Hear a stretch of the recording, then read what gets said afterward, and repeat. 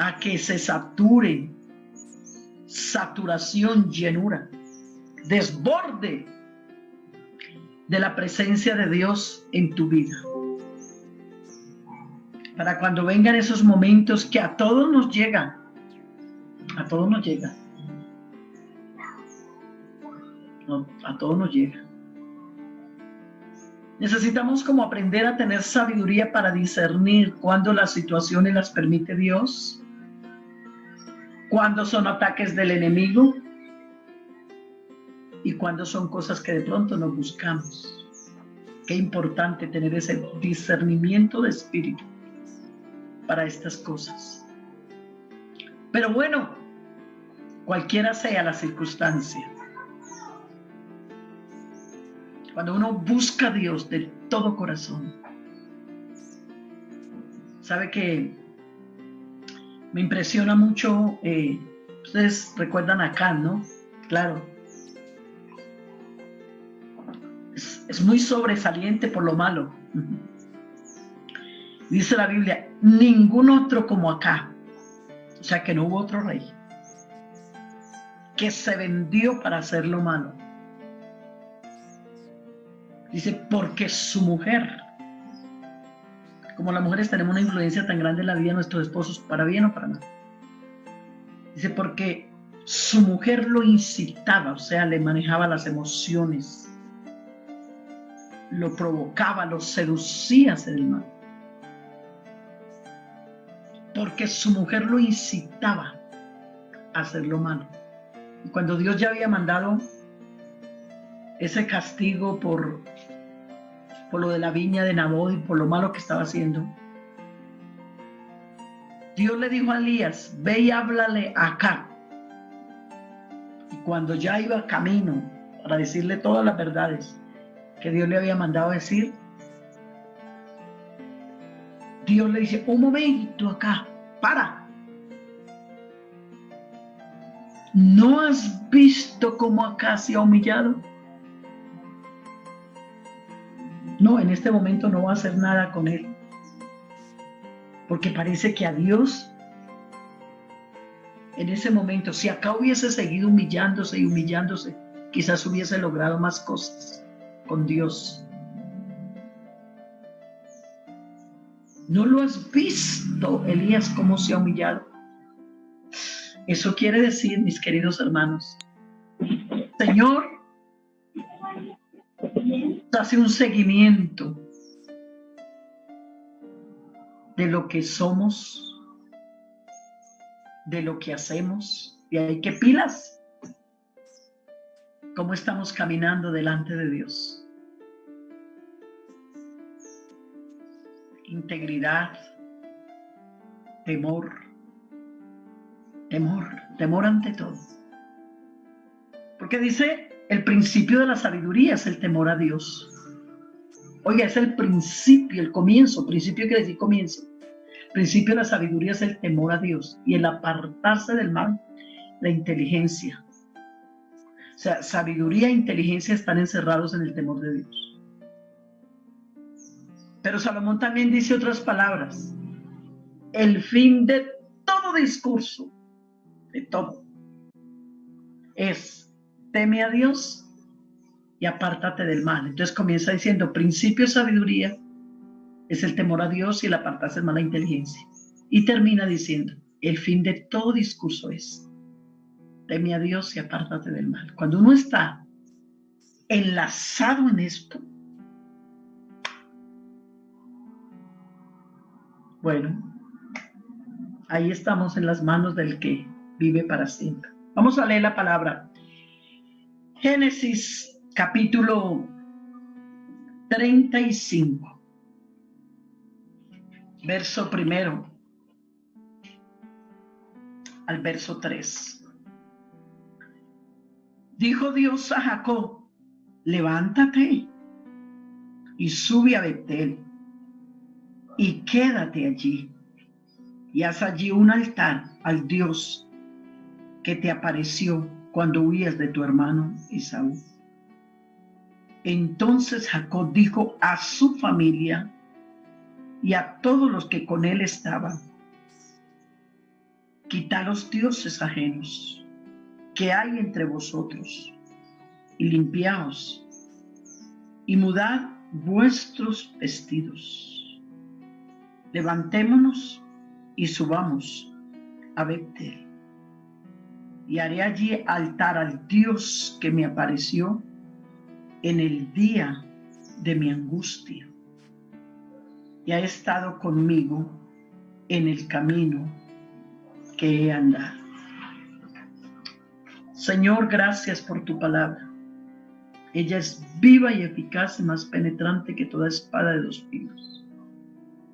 Unge los oídos de tu pueblo y quienes escuchan hoy. Señor, que no solamente seamos oidores, sino hacedores de la palabra. Toma mi mente, mi corazón, mis pensamientos. Yo abro mi boca, mi Jesús, y tú me das la palabra. Pero eso sí, me escondo tras de tus espaldas, porque solo tú recibirás toda la gloria, la honra, la alabanza y la adoración. Envía tu palabra, envíala, Señor. Dame libertad, libera la unción, dame la sabiduría, el conocimiento. Dependo de ti, Señor. En tu nombre, Jesús. En tu nombre, Jesús. La gloria para ti, solo para ti, la unción para mí. Amén, amén. Bueno, hermanos, vamos a hablar del altar familiar. Altar quiere decir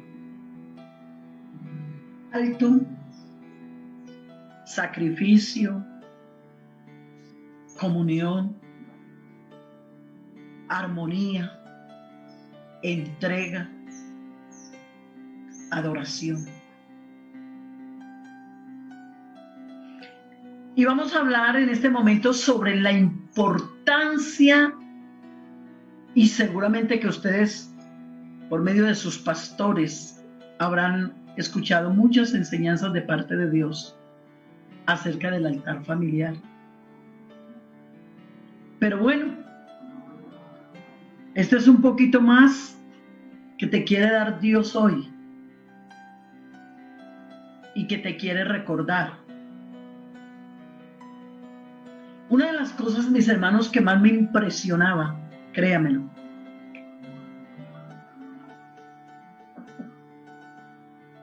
cuando yo iba a los lugares que el Señor me permitía ir a programas de familia, y la mayoría de las veces, creo que fueron pocos los lugares que me quedaron sin hacerlo, pero la mayoría de las veces, yo siempre le preguntaba a los padres, levanten la mano los hermanos que hacen altar al Señor en sus hogares. Y me quedaba sorprendida. Congregaciones de 600 personas y solamente 20 manos se levantaban. No se levantaban más.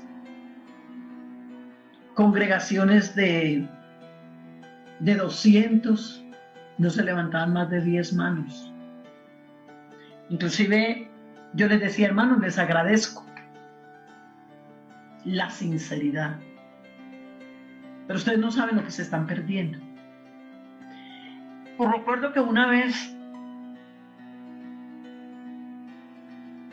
le dije a la congregación,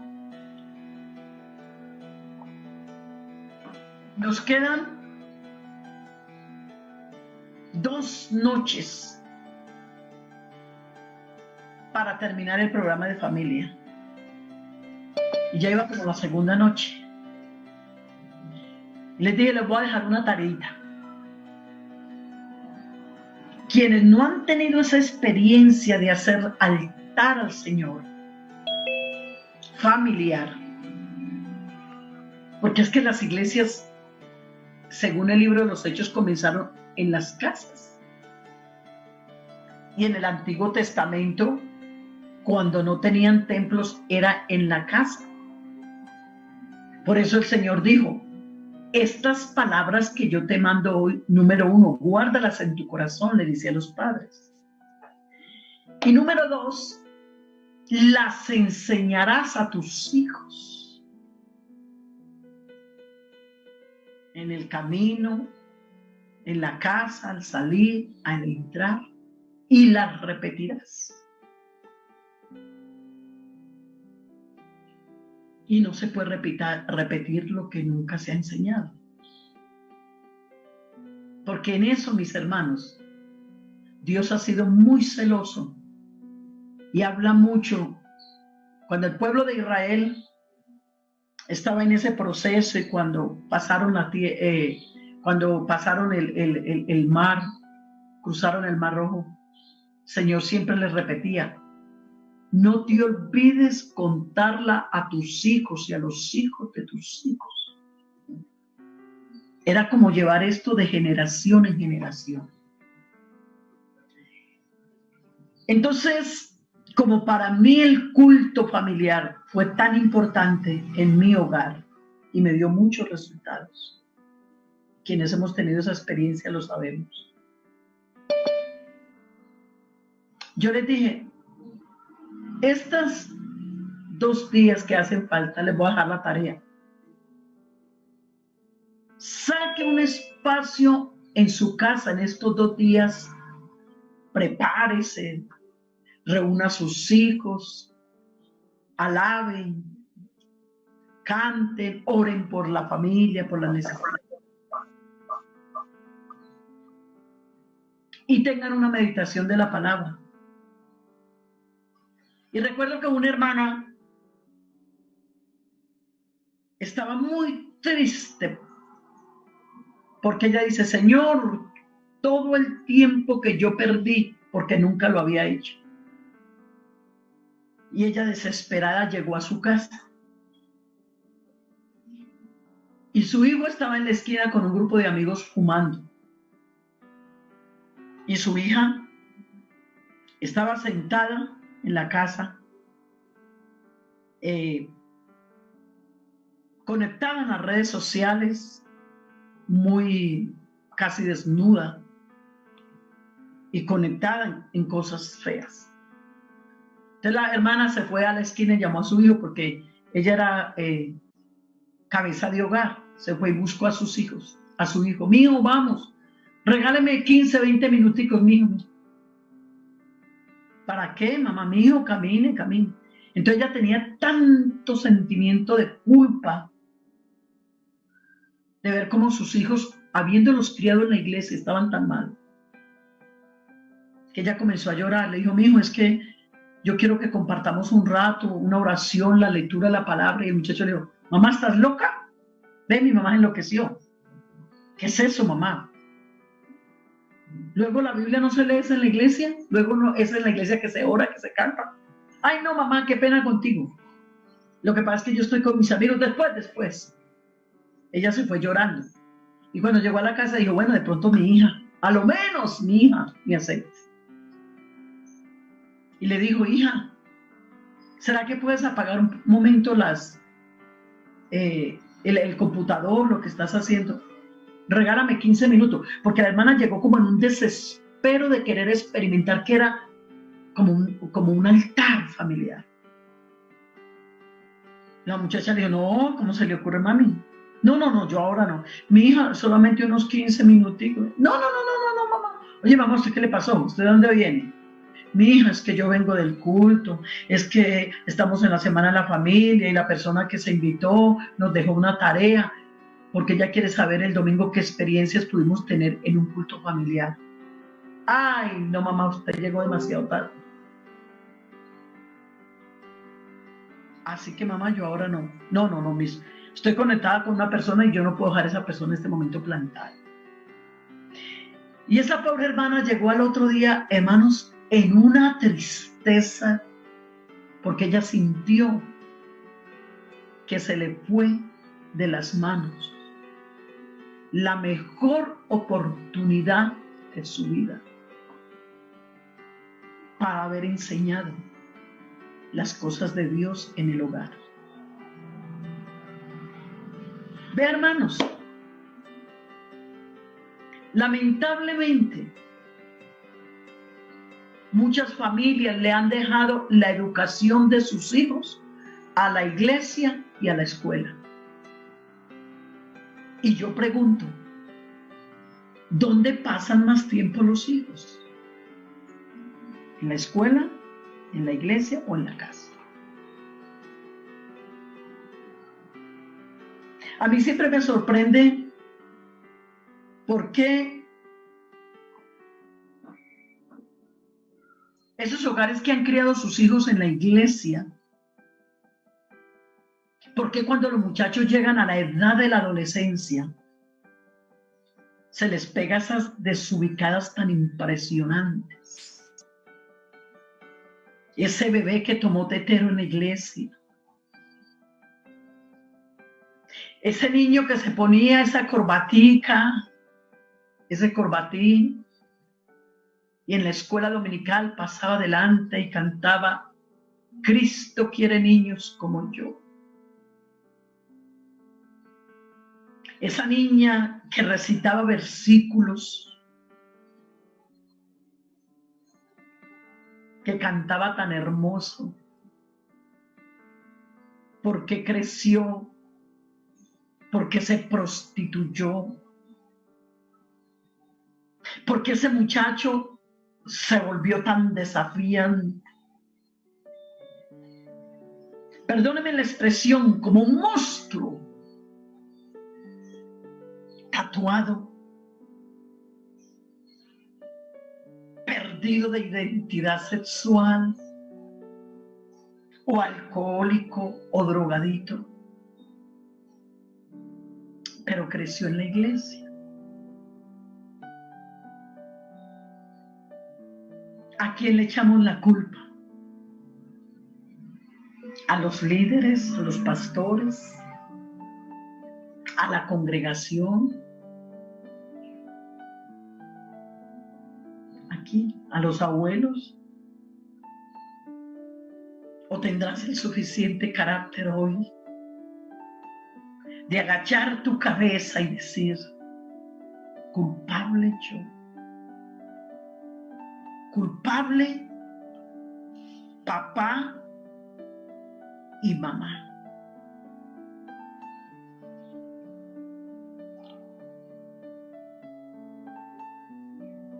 En los hogares que se hacen el culto familiar, que se hace el altar a Dios, no quiere decir que el haber criado y haber formado los hijos y haberlos educado en la enseñanza de la palabra, en el altar familiar, no quiere decir que no puedan tener en algún momento una debilidad. Es más, hasta de pronto perdemos algunas batallas.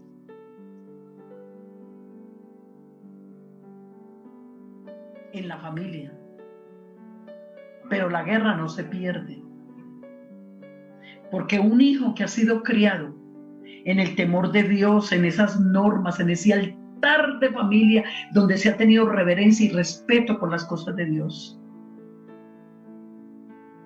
Cuando uno de esos hijos puede fallar, porque el que empieza a estar firme, mire que no caiga. De igual manera como cae, él vuelve y se levanta por causa de la enseñanza. Pero el que cae y persiste en el pecado y termina drogadito, alcohólico y perdido, ahí es donde está el detalle. Lo que pasó. Para los hermanos que apenas están criando a sus hijos, escuchen esto, porque este tipo de enseñanza siempre trae dos pensamientos. A los padres jóvenes, ay Señor, gracias porque me estás dando herramientas espirituales para enseñar a mis hijos. Por eso el Señor dijo, estas palabras que yo te mando hoy las enseñarás. Y por eso el Señor dijo, instruye al niño, dijo, no dijo al adolescente, no dijo al joven, dijo al niño. Porque ustedes saben que los primeros 7 u 8 años de vida, esa es la etapa de la enseñanza. Ya de los 7 u 8 años en adelante es un refuerzo. Ahí es donde están, las repetirás. Número 1, la enseñarás a los niños. Y número 2, como que las repetirás en esa etapa de la adolescencia. Pero no se puede repetir lo que nunca se ha enseñado. Entonces, los padres que tienen sus hijos pequeños, si tú eres inteligente en Dios, no es esa inteligencia de hacer negocios, no es esa inteligencia, hermana, de tus capacidades, de tus conocimientos, no es esa inteligencia de esa guerra de poderes en el matrimonio, quién manda más, porque hoy en día como las mujeres también han estudiado, como se han preparado, como ganan tanto dinero, que a veces los hogares, Dios mío, parece una torre de Babel. El uno habla alemán, la otra habla francés, eso no se entiende. Y claro, ¿qué idioma podrán hablar los hijos? Confusión. Entonces, los padres que ya crearon sus hijos y que no le dedicaron al tiempo para formarlos en casa, no lo que hacía la iglesia los domingos cada 8 días, no, es en casa. Si ya no lo has hecho y estás pagando consecuencia, bueno, todavía hay oportunidad. La Biblia dice que si hubiéramos pecado, abogado tenemos para con el Padre a Jesucristo, y la sangre de Jesucristo, su Hijo, nos limpia de todo pecado. Número 1 y número 2. Que te metas en un programa de oración y ayuno, porque estoy hablando de una iglesia que sabe orar y ayunar, para que el Señor te perdone y el Señor sane el corazón de tus hijos donde quiera que esté. Y luego pases al paso siguiente a sanar el corazón de tus hijos a través del perdón, a través de reconocer lo que no hiciste. Que va a tocar más duro para que esos hijos regresen al camino del Señor, si te va a tocar. ¿Por qué? Por el descuido. Hermanos, en este tiempo hay mucho descuido espiritual en los hogares. No, descuido académico, por favor. Eso hay una diligencia impresionante. Descuido tecnológico, no. ¿Qué tal? Si hay hogares que parecen salas de internet y la familia se reúne alrededor de computadores, de teléfonos, de tablets. Es impresionante. Pero cada uno está en un pensamiento completamente diferente. Uno de los enemigos del culto familiar, del altar al Señor, es el factor tiempo. No hay tiempo. Y claro, como proféticamente estamos viviendo que por causa de la maldad los tiempos serán acortados, si no nadie sería salvo, los días serán acortados. Entonces, claro, el tiempo ahora es más corto que años atrás, porque es bíblico. Ustedes no notan, hermanos, que uno se acuesta, Dios mío, y se levanta cansado. ¿A qué hora le fue la noche? Y se levanta en la mañana y si uno no le presta atención al día, hermanos, se le fue el día y no hizo nada. Pero yo quiero aconsejar a aquellos padres que tienen ese problema factor tiempo, a que comiencen a hacer en pareja un programa de oración, porque la Biblia dice todo lo que pidiéramos en oración, todo, palabra absoluta, todo lo que pidiéramos en oración creyendo lo recibiremos. A ver cómo el Señor nos ayuda, nos guía, nos dirige para que en esa casa, en ese hogar, no falte el altar al Señor. Pero si usted dice, si usted no le presta atención, eso es como las personas que no logran esa altura en oración, en ayuno, esa búsqueda de Dios. No la logran porque ellos se conformaron como oran. Y el tiempito que oran. Si el cielo estaba lleno de email antes de esta pandemia, porque no había tiempo para orar. Es impresionante cómo la Directiva Nacional de Jóvenes hace 2 años le pasó una encuesta al consistorio donde dice que el 50% de los adolescentes y los jóvenes no leían la palabra ni estaban orando.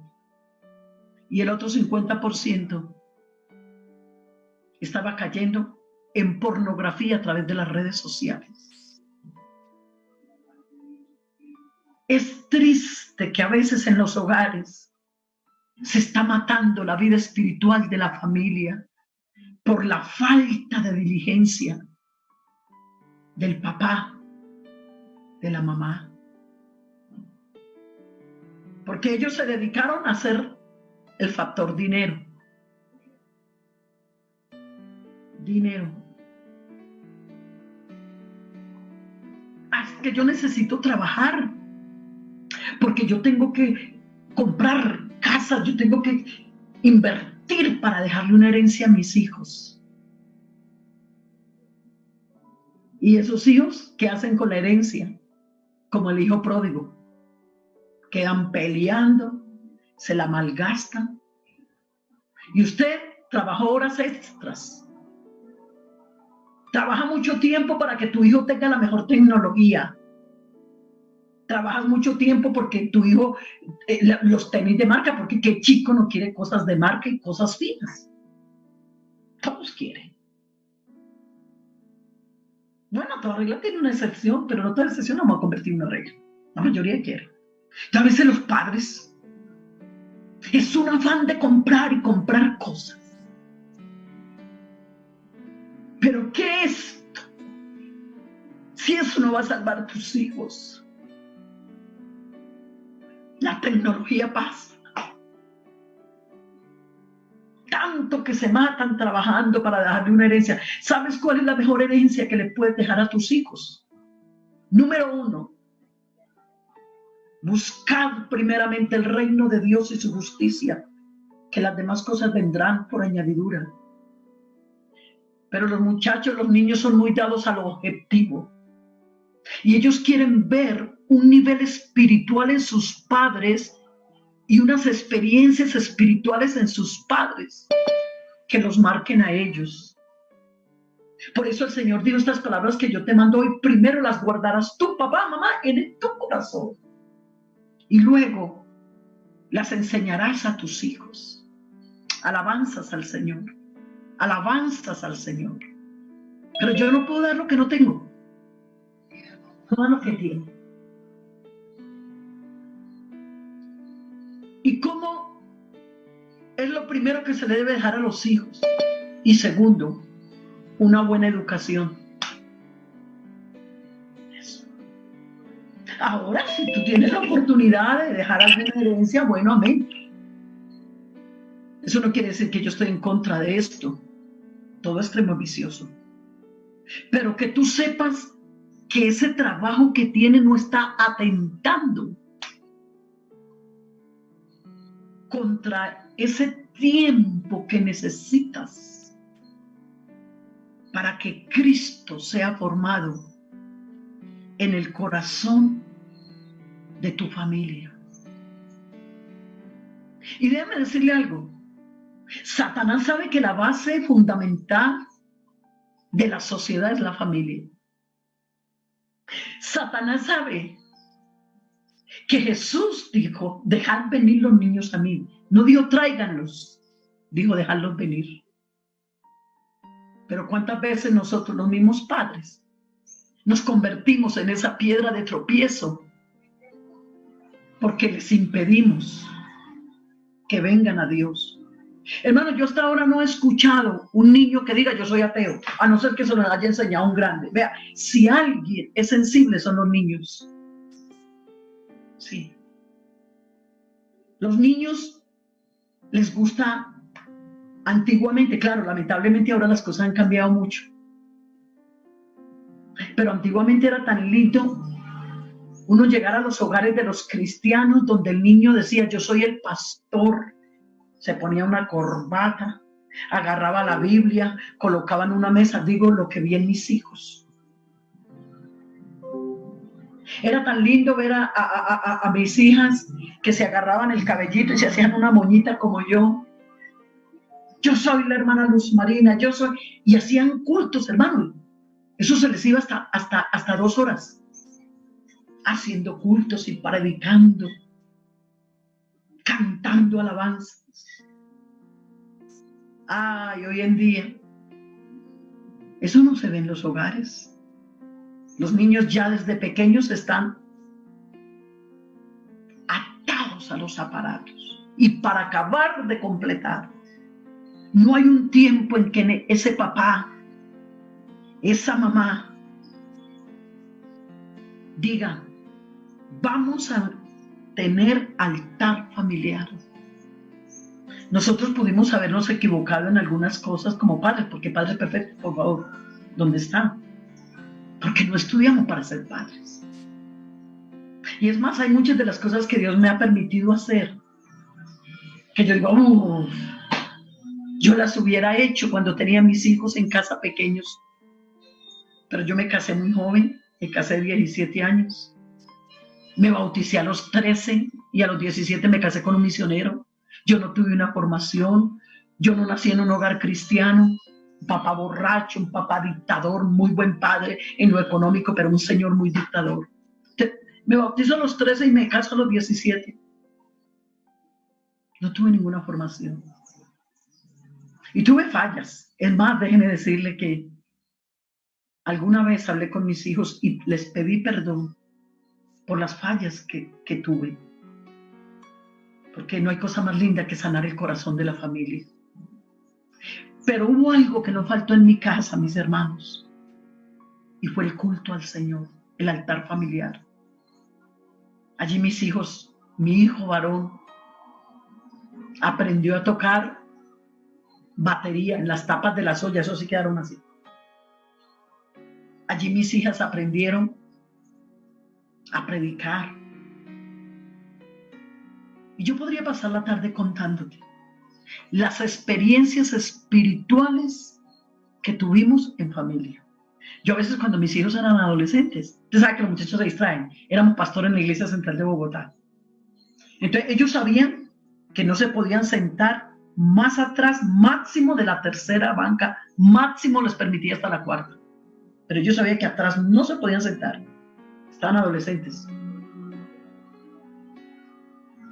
Entonces ellos se me sentaban, mi esposo en la plataforma, yo me sentaba en la primera o segunda hilera, pero les echaba miradita. Yo decía, mami, no, nos vamos a sentar con usted, no, mami. Yo, bueno, para no ser como tal, listo, les doy 2 bancas atrás.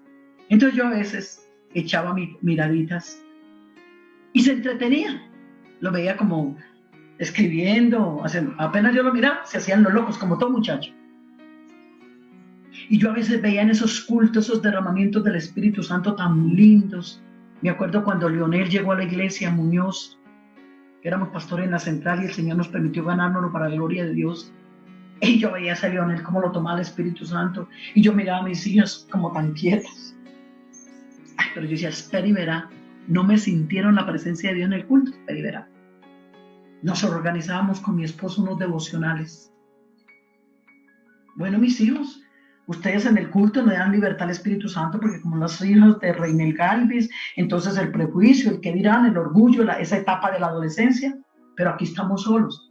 Así que aquí en esta casa le vamos a dar rienda suelta al Espíritu de Dios. Ay, hermanos, tenemos una experiencia tan tremendas que imagínense ustedes que una vez una esposa de pastor me mandó su hija de vacaciones. Y una noche estábamos en un devocional y la muchacha tenía un novio en ese pueblo donde sus padres eran pastor inconverso. Y la mamá me la mandó unos días que para tenerla, cambiarla de ambiente, pero aparte de eso, sí, porque era amiga de mis hijas. Y yo recuerdo que una noche yo les dije, bueno, se me alistan porque le vamos a hacer culto al Señor. Y comenzamos a hacer culto al Señor. Mi esposo, habíamos llegado, me acuerdo de Unicentro, de comernos una pizza. Y cuando llegamos, yo abrí la puerta y mi esposo estaba orando. Yo le dije, bueno, ellas se iban a poner a jugar. Le dije, ahorita no. Vamos a respetar el tiempo de oración del papá. Vamos a aprovechar, vengamos hasta el cuarto y venga, vamos a hacerle un culto al Señor. A ver, traigan pandereta y vamos a hacer culto. Oiga, y esa noche fue tanta la manifestación de la presencia de Dios que esa hija de ese pastor tuvo un encuentro con Dios y esa noche el Señor la liberó de esa relación sentimental con ese impío. Cuando la muchacha regresó a la casa, la mamá me llamó y dijo, hermana Lumarina, ¿qué pasó con mi hija? ¿Qué pasó? Que ella dice que una noche en un culto familiar Dios hizo un milagro. Oh, hermanos, yo le invito y podría contarles muchas experiencias que tuve en el culto familiar. Qué bueno. Yo quiero invitar a los padres de familia a sacar ese tiempo. No digas, vamos a hacerle altar al Señor si nos queda tiempo, porque nunca te va a quedar. No, esto tienes que meterlo como lo primero. Los niños les gusta cantar, los niños les gusta aprender versículos, los niños les gusta adorar, los niños les gusta, ellos les gusta. Lo que pasa es que culpables somos los adultos porque comenzamos a darles la tecnología desde pequeños, entonces se vuelven adictos, porque no hay un control. Pero qué bueno que cuando le sueltes la tecnología a tus hijos, les enseñes a tus hijos que toda fuerza tiene control y que en qué momento el aparato se va a soltar. Hermanos, yo quiero invitarles a que se suelten todos los aparatos en un momento dado y se apague todo y se entre en la cámara secreta a solas con Dios.